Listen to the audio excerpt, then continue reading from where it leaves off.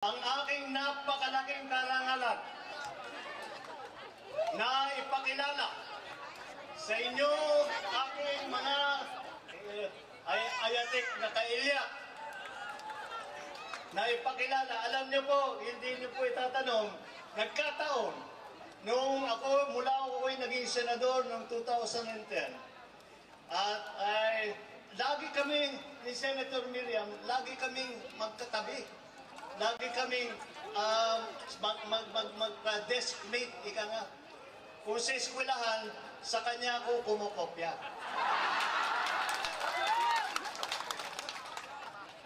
Akala ninyo, biro yan. Marami po ako natutunan dito sa ating bisita dito ngayon.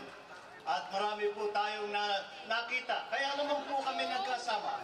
Ay natural ang aming pagsasama. Unang-una, dahil magkasundo kami. Pangalawa, nakita namin, sa tagal ng panahon, 5 taon na kami magkatabi, at lahat na siguro ay napag-usapan namin, at nakita namin sa ganung matagalang pag-uusap, ay makita namin na maliwanag na dito sa mga issue na hinaharap ng bansa, ay kami magkasangayon kami kung ano ang mga pangangailangan, kung ano ang mga dapat gawin para sa kabubuti ng Pilipinas. Ladies and gentlemen, it is my pride and my honor to introduce to you Senator Miriam Defensor.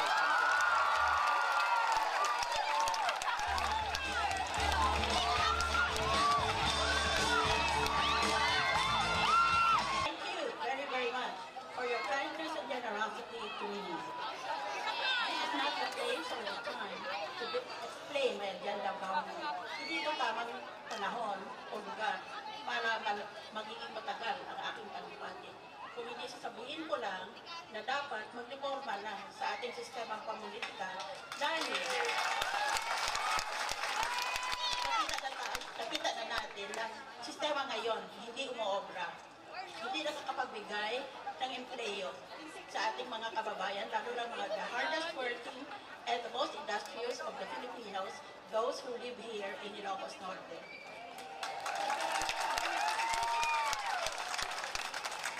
Mamaya, bibigyan ko kayo ng pick-up lines.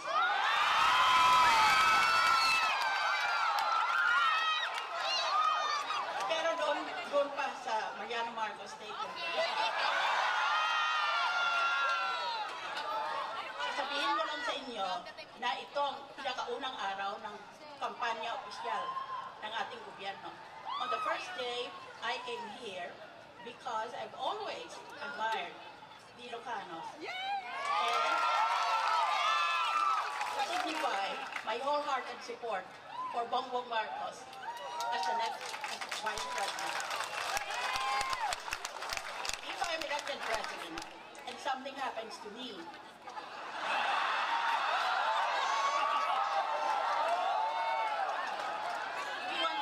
young and idealistic, as you have witnessed, to take over the reins of government. Ako naman, inaalok ko lang ang aking kasaysayan sa gobyerno dahil maraming mga sikreto ang gobyerno, kaya ang pork barrel hindi na pupunta sa taong bayan. I tell you this, once I become president of this country, all the people who stole the pork barrel amounting to billions of Philippine pesos shall be sent promptly to brand new jails.